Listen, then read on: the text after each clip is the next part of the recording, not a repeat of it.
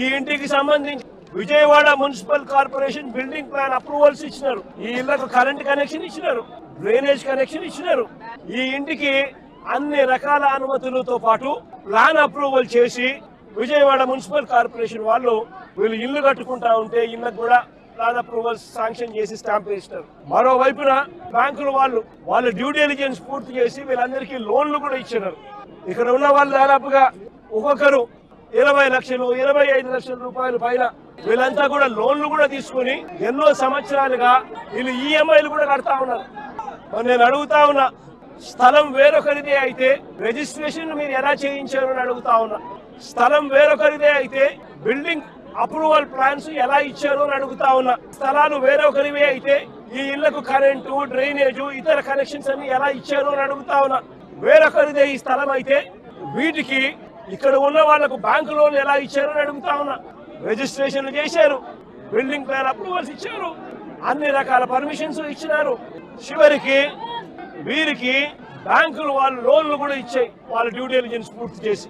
మన ఇన్ని సవ్యంగా ఉన్నప్పుడు ఇది ఏ రకంగా గవర్నమెంట్ ముందుకు వచ్చి వీళ్ళకి ఎటువంటి న్యాయము చేయాలి అని కనీసం ఆలోచన కూడా లేకుండా, ఎటువంటి ముందస్తు నోటీసు కూడా ఇవ్వకుండా వీళ్ళ ఇళ్లలో ఉండగానే 200 మంది పోలీసులు పైచిలకు వచ్చి ప్రైవేట్ వ్యక్తులకు మద్దతు ఇస్తూ పొక్లేన్లు పెట్టి, జేసీబీలు పెట్టి, బుల్డోజర్లు పెట్టి ఏకంగా బిల్డింగులు పగలగొట్టడం జరిగింది. నేను అడుగుతా ఉన్నాను, వీళ్ళు చాలా మంది చెప్పడం కూడా జరిగింది. ఈ స్థలాలు మళ్ళీ క్రయ విక్రయాలు జరిగేటప్పుడు కూడా పలు సందర్భాలలో ఇక్కడ వాళ్ళంతా కూడా పేపర్లో అడ్వర్టైజ్మెంట్లు కూడా ఇచ్చినారు.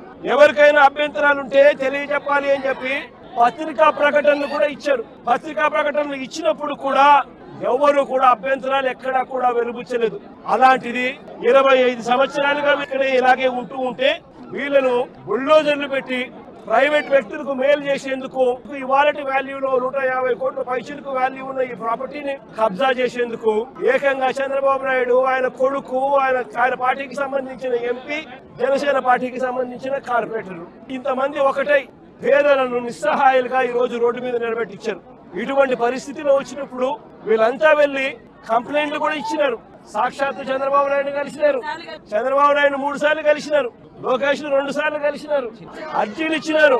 చివరికి ఎవరికైతే వీళ్ళు అర్జీలు ఇచ్చినారో వాళ్ళే కుట్ర పన్ని వాళ్ళ ఎంపీలు, వాళ్ళకి సంబంధించిన కార్పొరేటర్ వీళ్ళంతా కలిసి కుట్ర పన్ని ఏ రకంగా వీళ్ళంతా కూడా వీళ్ళకి అన్యాయం చేశారు అన్న దానికి నిదర్శనం ఇది.